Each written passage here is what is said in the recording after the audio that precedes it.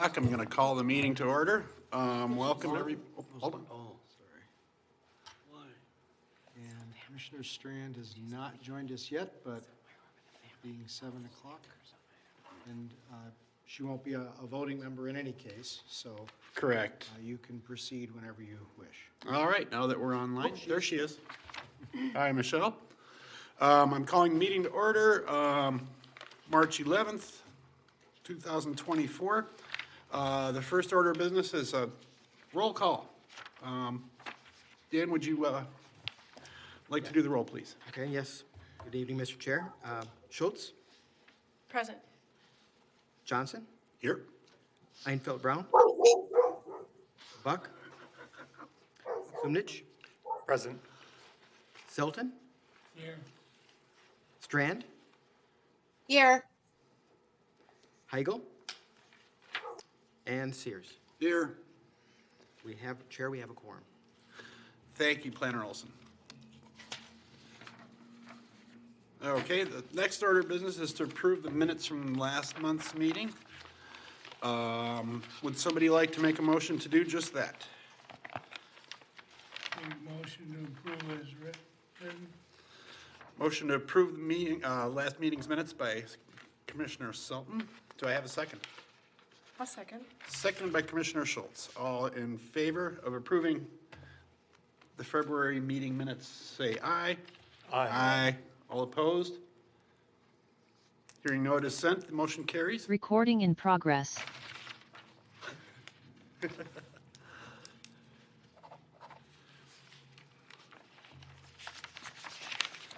Okay, and the next order of business is our public hearing. This, as you may know, you've got your packets. It is about the Crystal Airport Zoning Amendment, which was passed by the Crystal Airport Joint Zoning Commission. It's called the Joint Airport Zoning Board. I'm sorry. Right. That was approved, and this measure would be to adopt that to our own city code to some degree. Update the zoning map, correct. Update the zoning map. Okay. Planner Olson, would you care to give us a presentation about this one? Yes, thank you. I'll begin just with just a general statement here. As you said, the Crystal Airport Zoning Ordinance was recently adopted by the Joint Airport Zoning Board, which we affectionately call JASB, and that ordinance went into effect on January 1st of this year. I'll get into that in a little bit here, what that is, how that happened. State statute does not require that ordinance be included in the UDC. However, a few weeks ago, the City Council, as allowed by City Code, they improved the inclusion of the ordinance as an appendix to the City Code. So it is on our website. You'll see it there. State statute, however, does require that the city amend its official zoning map to reflect the airport safety zones that are listed in the ordinance. So there's three airport safety zones. First is zone 1 is the same boundaries as the airport. So I'll show you that in a minute here, but you see the gray airport zoning district, that's the same, that's zone 1 as well. Zone 2 is primarily regulates, it's about a mile out from the airport, in a mile radius, I should say. Primarily regulates structure height. And then also there's airspace, which extends about 4 miles out from the airport. So it extends to the cities of, several cities around us, and it regulates interference with airport operations.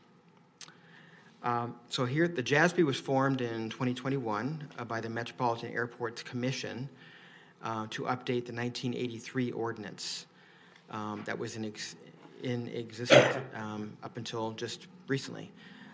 So the JASB consisted of representatives from Crystal, Brooklyn Park, Brooklyn Center, New Hope, Robbinsdale, and Minneapolis. The two representatives were myself and Commissioner Sears, and there was a couple of alternates as well, but we were the main people attending most of those meetings. MAC held a public hearing in April of 2023 on that ordinance after working on it for quite a while with this group. Then it was sent to MnDOT for their approval. And then after MnDOT was done looking at it, then the JASB met in November to adopt it, and then it went into effect January 1st of this year. Oops. It's not. All right. There it goes. Whoop. So these next several slides, I just wanted to, even though the ordinance is in effect, I just wanted to kind of get an overview of the ordinance itself, some of the highlights, I should say.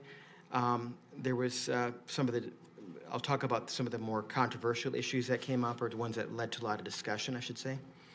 And then I'll also look at how staff is going to be administering the ordinances. So there was two main issues that generated a lot of discussion during the ordinance approval process. First was tree removal. So the ordinance requires that trees that project into airspace be trimmed or removed. And then the second issue that generated a lot of discussion was the additional review of new structures. The ordinance requires additional review including in some cases FAA review, Federal Aviation Administration review, for some of those new structures. That works. First, I'll talk a little bit more about the tree removal. So as I said, the ordinance requires that trees that project into the airspace be trimmed or removed. The city has not been involved in enforcement of these provisions in the past.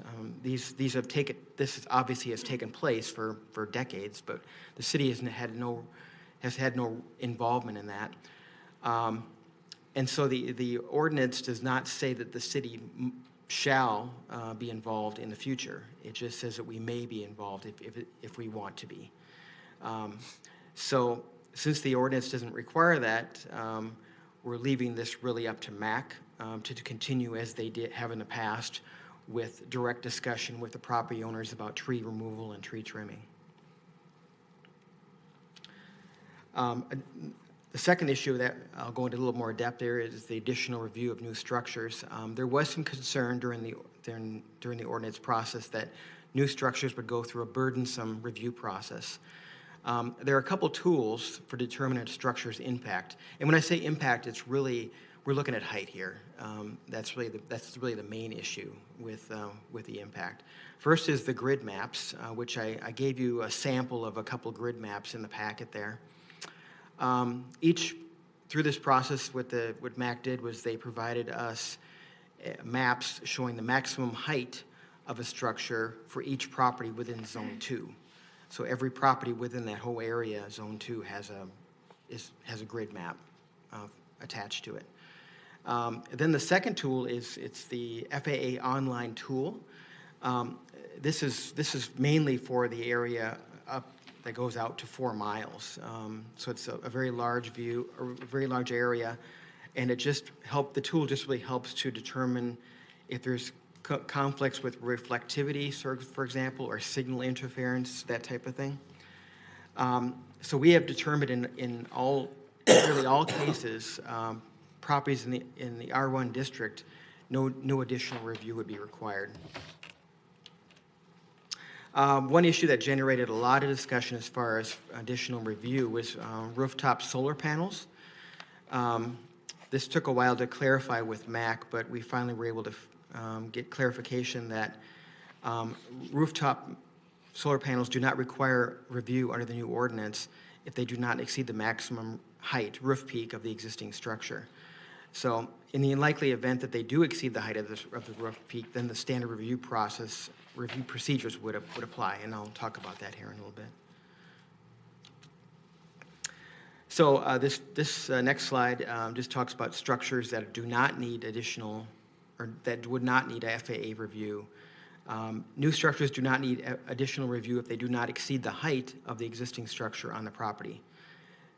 Or if they do exceed such height, they would still not need additional review if the new structure is shielded from the airport by something else, for example, a large tree or another building, and that structure does not exceed the maximum height on the grid map. So that's not, we refer to the grid maps again for the maximum height, and I'll show you a few examples here in a minute. Nearly all construction would meet either of these tests, and I'll show you some examples of that. So construction that needing review, in the rare case when a new structure needs additional review, the FAA tool will determine whether FAA Form 7460, it's a form that some applicant would submit to the FAA for determination. Based on our testing of this tool, using multiple locations, a determination to require submittal of Form 7460 would be extremely rare. So this graphic here just shows when that further review might be needed. So if the structure, it's kind of the opposite of what I just told you. If the structure exceeds the height of the other structures on the property and the structure is not shielded by a natural or man-made object, then we would use the online tool to determine if further FAA review is needed. So either they would determine that or they wouldn't based on that tool. And here's some site-specific examples. I tried to take a couple of examples from each of the neighborhoods that surround the airport. And as kind of keeping the, just for keeping the examples the same, I assumed that it was a two-story addition to a single-family home. So the maximum height of the addition in the R1 district is 32 feet. And these 6 examples are taken from the 3 neighborhoods, as I said, from the surrounding the airport. So this is just a table that shows just 6 addresses I chose at random, and their neighborhoods that they are in. And then the third column is the maximum height for that particular property on the grid map. So you can see some of these are quite high, like 141 feet. That's pretty high for a single-family home. I also have a column about what type of home it is, and then in all cases, I determined from the tool, or from the analysis, I should say, that a MAC and FAA review are not needed in these 6 examples. The main reasons is that the addition does not exceed the grid map height, and then also in these cases, there were large trees that shielded the home from the airport. The trees were larger than the home. So tonight, staff is recommending that you approve the proposed amendment to the official zoning map. And then what you're being asked to do tonight is to hold the public hearing and receive comments, and then consider recommending approval of the official zoning map amendment. The next steps would be that this would go to City Council for first reading on March 19th, second reading and adoption on April 2nd, and then publication on April 11th with effective date of May 2nd. Thank you, Planner Olson. Normally, we would invite the applicant to speak or have the commissioners pose questions to the applicant, but there's no applicant here, so the next step after that would be to open the public hearing. And seeing none, I'll close the public hearing. Time for the commissioners to ask their questions of Planner Olson. I'll start off. I had one question. There was in the grid map. To find it here. Yeah, the main grid map page. MIC maximum construction heights without permit. I'm not sure what the MIC acronym is. Yeah, that's the name of the Crystal Airport. That's the I'm not sure what the technical term is, but it's like MSP is for. Oh. This is known as MAC. I'm sure M starts for Minnesota. Yeah. I would guess. Okay. Didn't know that. Thank you. Mr. Chair, I believe the acronym probably derives from Minneapolis Crystal, would be my guess. For example, Flying Cloud is FCM, which probably stands for Flying Cloud Minneapolis. Sure. So they kind of, Anoka County Airport is ANE, which is probably Anoka Blaine, I guess. So they kind of come up with these 3-letter acronyms for airports all across the country, and Yeah. ours happens to be MIC. The big ones are easy to figure out. Right. Yeah, you don't really, people don't fly into this, like you would at MSP, of course. Anyone else have questions for our planner? Commissioner Schultz? Thank you. I have a question about the tree removal. I guess I don't see anywhere on the grid where it specifies what is the height that they would need to be trimmed or taken down. Did I miss that? Well, these grid maps, maybe I didn't point out, the grid maps is the height for any structure or tree. Or street, okay, Yeah. it just says structures, so. That's a good question, though, because we had that question come up during the ordinance adoption process. Yeah, it's not clear on the Yeah. grids, I guess. Like right close. 50 feet or less.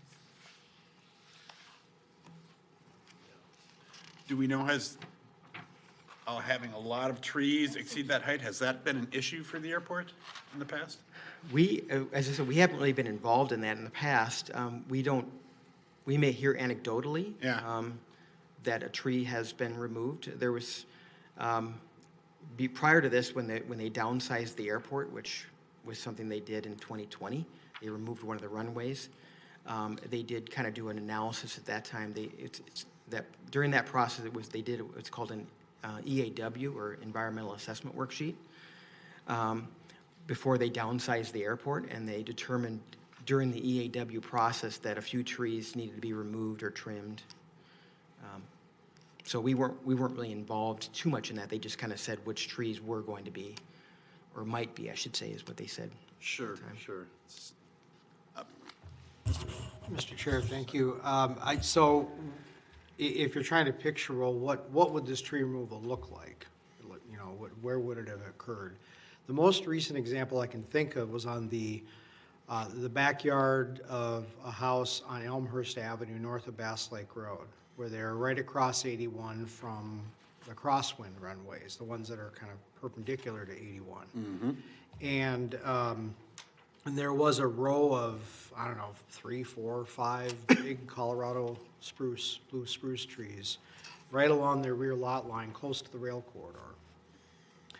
And MAC, did their thing where they approached the property owner. I don't know if they compensated them or what they did, but those trees were removed, I think, 5 to 10 years ago. So that's the kind of very localized situation where this comes into play.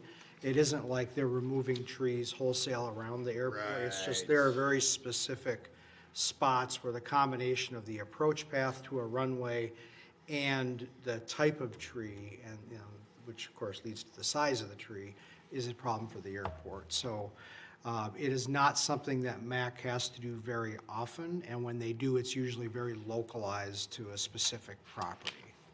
It makes sense, thank you. Commissioner Sultan? The trees are an issue because I think one caught a plane on the north end in the 80s. It was cottonwood. They had some major.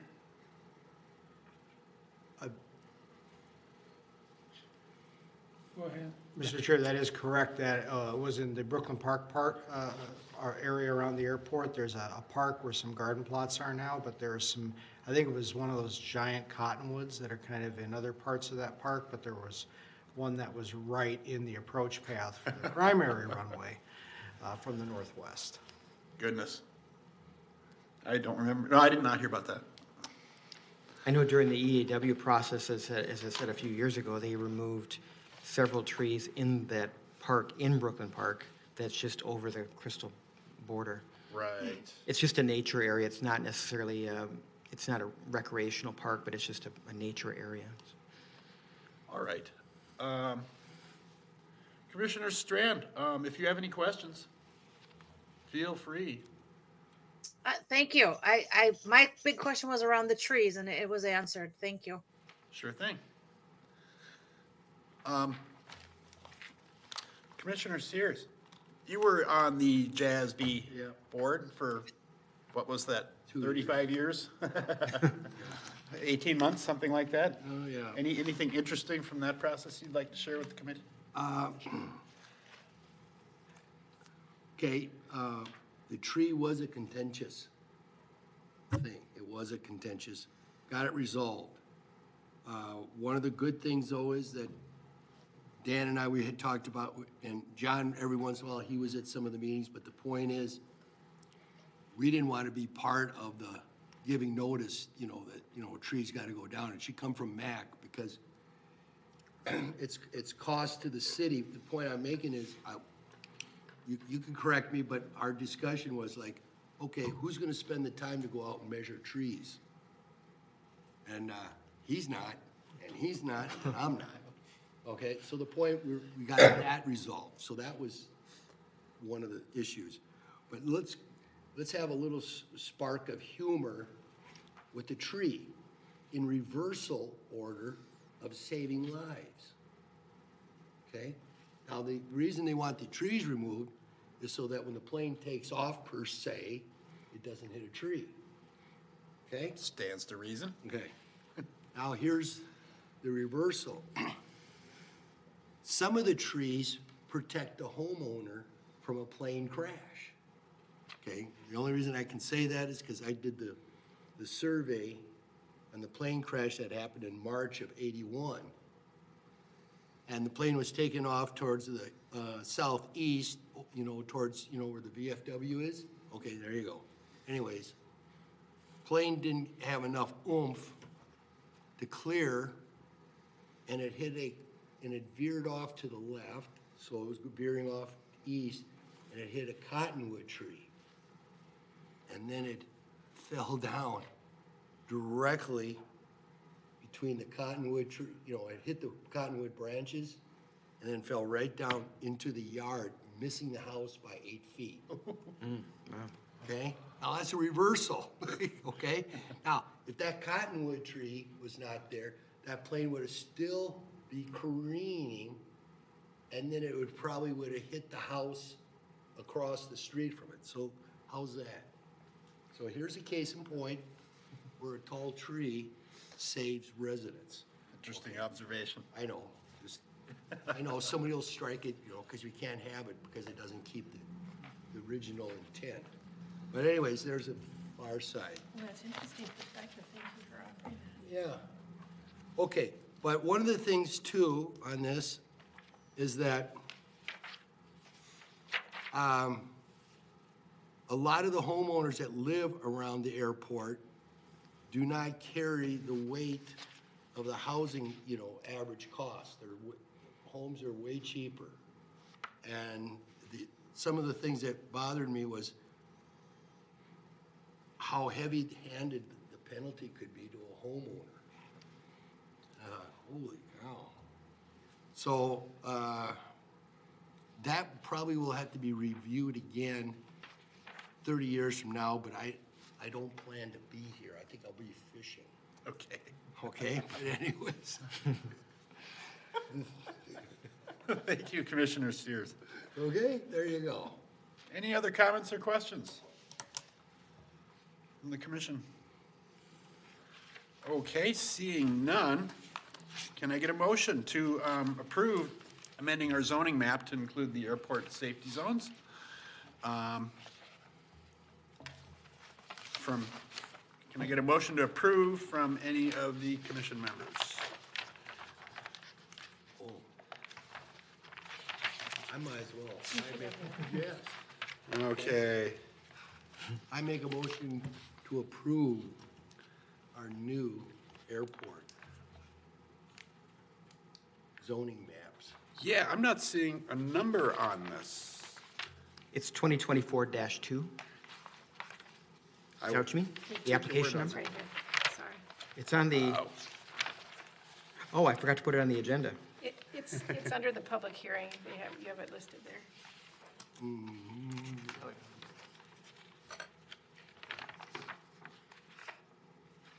there it is. Yep. Okay, so Sears, you made a motion to approve? Yes, yeah. Okay, motion to approve application number 2024-02 by Commissioner Sears. Do I have a second? Second. Seconded by Commissioner Selton. We'll take a vote. All in favor say aye. Aye. All opposed, nay. Hearing none, the motion's carried. Commissioner, Planner Olson, would you tell us the next steps for this amendment? Sure, this will go before the city council on March 19th for first reading, and then April 2nd for second reading and adoption, and then it gets published in the Sun Post, and it goes into effect on May 2nd, if all goes well. Thank you. Okay, old business, we have none. New business, we have none. There was city council action on previous planning commission items. Planner Olson, would you care to fill us in on that? Yes, in February, you saw a variance request for building additions, various building additions at 6124 Lakeland, along in the front of the home. So the city, you recommended approval of that, and then the city council did approve that, and the homeowner has submitted they've received building permit approval, so. Okay. Yeah, that one seemed pretty straightforward, I thought.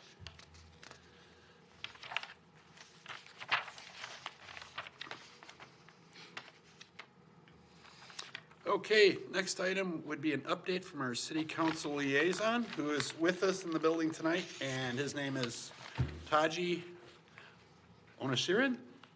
Onasirosan. Onasiran. Good evening, everyone. Not much to update on, as the council has only met once since this commission has last met, but two things I did want to call out.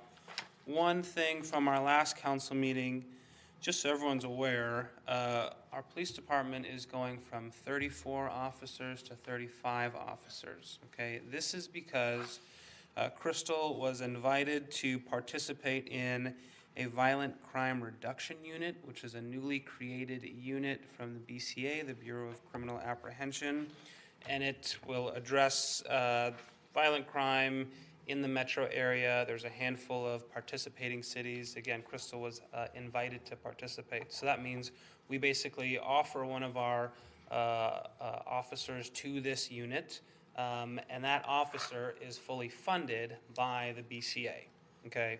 So that means we have the dollars to hire an additional officer to be a part of the Crystal Police Department. So again, it's not as if we're necessarily gaining an officer on the streets of Crystal, because this person that is going to be a part of this violent crime reduction unit is going to spend a majority of their time with the violent crime reduction unit serving the metro area. But technically, we will have 35 officers part of our police department.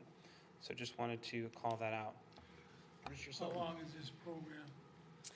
Good question. And when does Crystal pick it up? Yes, so, okay, John's confirming it's a 3-year program, not program. We are opting in for 3 years. And this is like a test experimental thing that the BCA is doing. So I'm not quite sure what's going to happen in 3 years, if they'll continue to do this and fund it the way they do or not. But if we had to start footing the bill, I'm sure the council would have a significant conversation around that. John, anything you would add, or?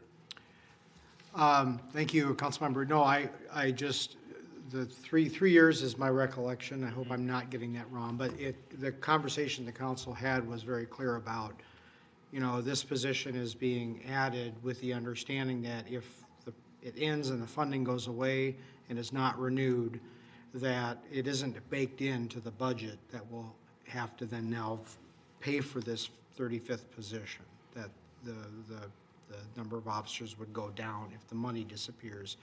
But I think the chief expects that it will continue to be funded if it's successful, but who knows? It's, 3 years out. Yeah. So will that crime unit focus, where do they focus their attention? Is there a reason they chose Crystal? Does that offer insight into our own community issues? Yes, so my understanding is Crystal was invited to because of the reputation we have as a police department.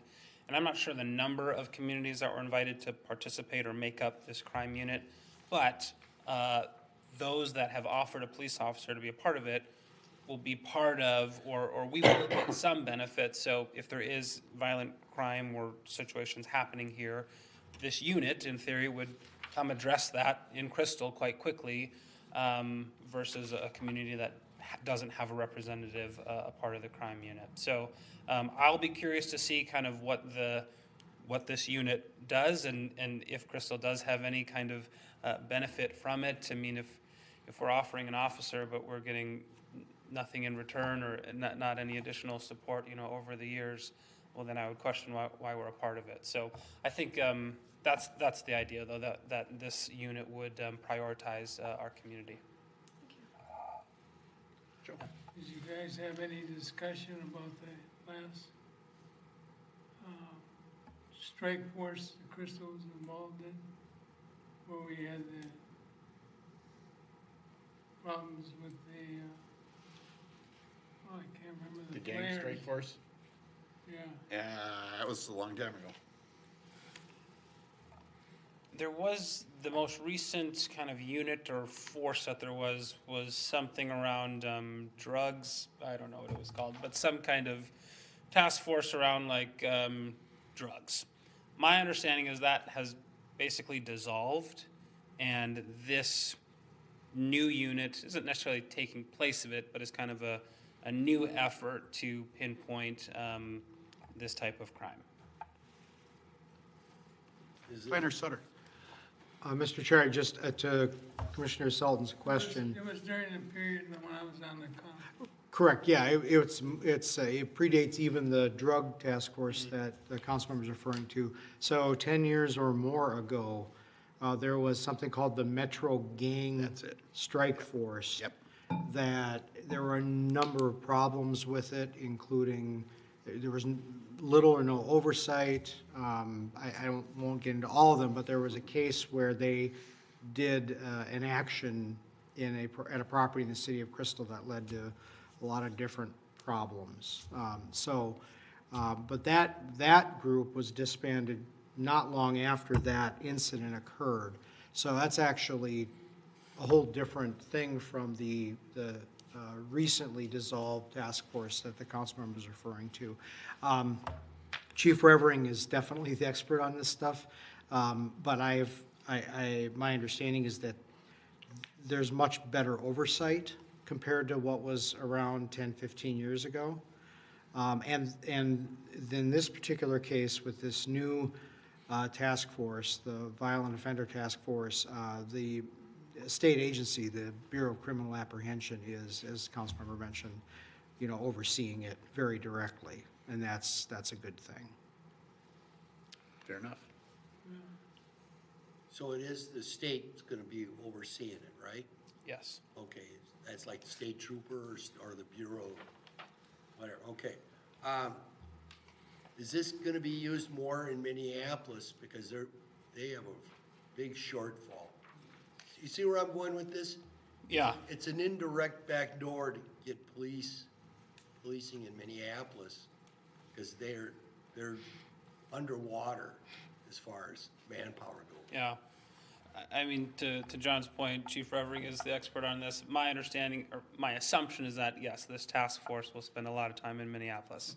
Yeah. My hope is that if any of that type of stuff happens in Crystal, we'll have priority for this group to come serve our community if Yeah. needed. Okay. Can't know everything and keep up on everything, That's why my wife wears a name tag. All right. Okay, and then the one other thing, just so you all are aware, the council will have a work session this Thursday, and the focus of that is to discuss just our council's vision and priorities. So I look forward to sharing back with this group how that discussion goes. We look forward to hearing it. Good. Yeah. That's all I have. Thank you. Thank you. Oh, can I just say, thank you for including this in the packet, the City of Crystal revised Yeah. budget. Yes, Appreciated that. I did not include it, but Oh, I thought you did. Well, I technically included, I didn't write that or have anything really to do with it, but I provided it to you. Thank you. It's much easier to read than the website. We felt that after the discussion on the questions you had last month, that we should just put that in the packet, and that would hopefully help. Yeah, that was pretty interesting and thoughtful, so thank you. good. Thank you. Okay, next order of business is open forum. Does anyone have anything for the open forum? There's actually one more item before that. Is there? Oh, the preview. Do we have anything for April? Not yet. The deadline, application deadline is not till tomorrow. I'm not expecting anything, so it's likely that the meeting would be canceled, but I'll let you know. Mr. Sutter? I have a development update under open forum, but I can wait until, if Commissioner Schultz had a question for, Sure. It was just a statement. That's okay. or a statement. The Wine Thief and Jail Ale is open. Yes. They're nice folks. I wish them well. I drove by it, but I haven't been in there yet. It's local, a lot of local offerings. It's kind of boutique type, exactly what they said. It's a very nice store, and I hope the area can support them. Yeah. Oh, back to the April meeting. Dan, did you have any code updates or things of that nature that wouldn't require a public hearing, but perhaps would necessitate a meeting? Not at this point. The plan here is to, well, you may recall from last month that the council's working on their cannabis and other licensing amendments that most likely will end up in some UDC amendments, but the council's still discussing those and figuring out which way they want to go. So it's not going to be ready for the April meeting, but possibly for the May meeting. Fair enough, thank you. Yep. Anything else for open forum? Planner Sutter. Director Sutter. Thank you. You were planner, now Just you're John director. is fine. No worries. So just as far as Wine Thief and Ale Jail, I'm a bit of a beer snob, and they have an amazing selection, especially of local stuff. There is no liquor store nearby that has that kind of selection and variety. So if you're into that sort of thing, I recommend that you check it out. I hope they will attract business from far beyond Crystal just because of that. They have offerings, and probably on the wine side as well, although I wouldn't know. But I think they do have the potential to attract clientele from a wide area, because there really is nothing like their store anywhere near here. Coming up on the development side, you can expect to see construction of the 8-unit townhome development at 3401 Douglas, the northwest corner of 34th and Douglas. They will probably break ground in the next week or two, depending on weather. That was approved last year, you may recall. Coming up in June or July, we anticipate the opening of 5240 Apartments. That's that new 4-story building under construction next to Big Louie's on West Broadway. And we also expect that Wells Fargo will be moving into their new branch at the old Half Price Books location at the northeast corner of West Broadway and Bass Lake Road, just east or to the right of the Chipotle as you're looking at that building. And once Wells Fargo moves into that new space, they will then transition out of the old space at 7000 56th Avenue North, Bass Lake Road. And that property is about a 2.2 acre property, and as we've said before, we expect that it will be torn down or redeveloped for something. It could be commercial, it could be multifamily residential, or some combination of the two. But certainly that type of bank branch, there just isn't much of a market for that property as it exists today. So our best guess is that it will be torn down and the land used for something else. So as soon as we know more about that, we will let you know. And then in the fall, we're anticipating the opening of New Horizon Childcare. That is in the former office building at 7000 57th Avenue North, so just like the block behind the current Wells Fargo branch. They're already well into the process of completely gutting the building. So this is going to be a transformational remodel of that old office building. Sure, I actually drive by there almost every day, so, yeah, they've got the fencing up and it looks ready for the machinery to roll in there. I mean, I don't know how much machinery it's gonna take, you can't tell what's sitting on the inside, but, yeah, they're moving on that. Yeah, it's a pretty old office building. I think it was built in the 70s, mid-70s. Yes, it's very old. And then in other news, we did receive a set of building plans for Duncan to completely remodel the old Dairy Queen on Bass Lake Road. And the plans reveal kind of an answer to a mystery that many of us on staff were wondering, which is Duncan usually doesn't have as large a seating area as that DQ had. What the plans show is that the southern, the seating area is kind of an L. There's the counter and then like this. They're going to take the part of the seating area that was furthest from the counter and make that into basically a small meeting room with its own bathroom and its own exterior entrance. So they can basically have small events at their store that I presume they would cater to or something. So that's kind of a cool way to reuse the space when you have more square footage than you need for your normal business model. So we're excited about that, and I think they'll probably be open by the fall, maybe even this summer, depending how quickly they move. Okay, you said Dunkin', is that as in Dunkin' Donuts? Yep. Very good.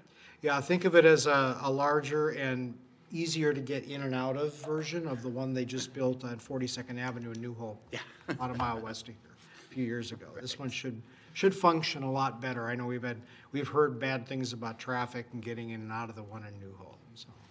Is it the same franchisee or a different one? That we do not know. Anything else we're open for? The one thing with the city budget report is, I think it would be good for the planning commission to see the revenue by property use. Is it possible to split that up where you could see how much revenue we generate from commercial properties versus residential? I just think that would be interesting to see as a planning commission member.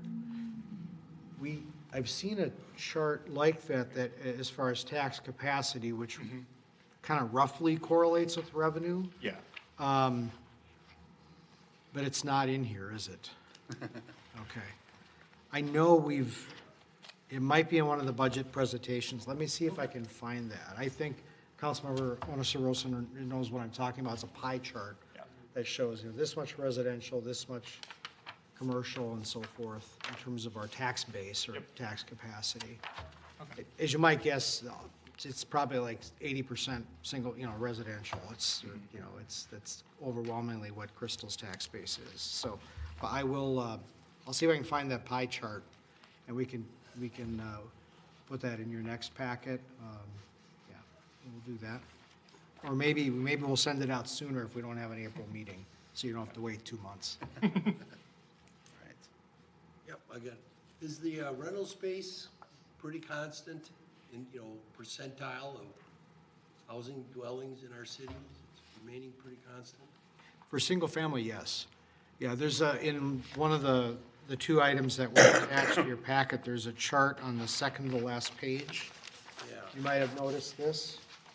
We kind of hit peak rental in terms of rentals as a percentage of our single-family homes in 2015, and then it dropped, and it stabilized at about 8%. So 1/12 of our homes are rentals. Now apartments, they're all rentals basically. This is just looking at the single-family and duplexes and the small buildings, which is what most people, when they ask about how many rentals do we have or what share of our housing is rental, they're not thinking of apartments. They're thinking about like on my block or in my neighborhood, right? So that's what this chart is intended to show. And it's pretty stable at about 8%. Every year, well, it's actually on the map on the next page, which is the last page. I take that back. It isn't on the map. It's on that page I just referenced with the chart. Yeah, we had 45, in 2023, 45 owner-occupied dwellings became rentals, but 47 rentals became owner-occupied. In other words, the landlord decided to sell it, and the person who bought it was a homestead or owner-occupied. So there's the market, there's that back and forth, ebb and flow. Every year, some houses become rentals and some houses become owner-occupied that used to be rentals. And we've been roughly in balance since, I guess, 2017-ish was when we settled down at about 8%. All right. The reason I was kind of bringing it up because I've been living in this city for so long, and when I saw the dots, as far as rental, in my old neighborhood where I grew up, there was no rental housing 45 years ago. in the south end of Crystal Hart, I mean, there was just the apartments on Douglas. You know, and then one apartment building on 36th and 100 right there. Otherwise, there was no, house rentals. It's just how times have changed. And that, and I bet you back then, the rental housing was probably just 2%. You know, in the 60s or early, 70s, just 2%. And that individual home rental was not a big to-do back then. It was just only apartments. But here there's homes. Gosh, a lot of homes. Anyways, that's all. Just memory lane, going The back. observation. 50, yeah, 55 years, 60 years. All right, anything else for open forum? All right, can I get a motion to adjourn? Sure, I'll make a motion to adjourn. Commissioner Sears motions to adjourn the meeting. Can I have a second? Second. Where'd that come from? Down there? Yep. Sounded like you came from over here. Must be something about that corner. Yeah. Anyway, Commissioner Sumnick seconds the motion. We'll take a vote. All in favor of adjourning, say aye. Aye. All opposed? Hearing nothing, I'm closing the meeting. It is 7:46 PM.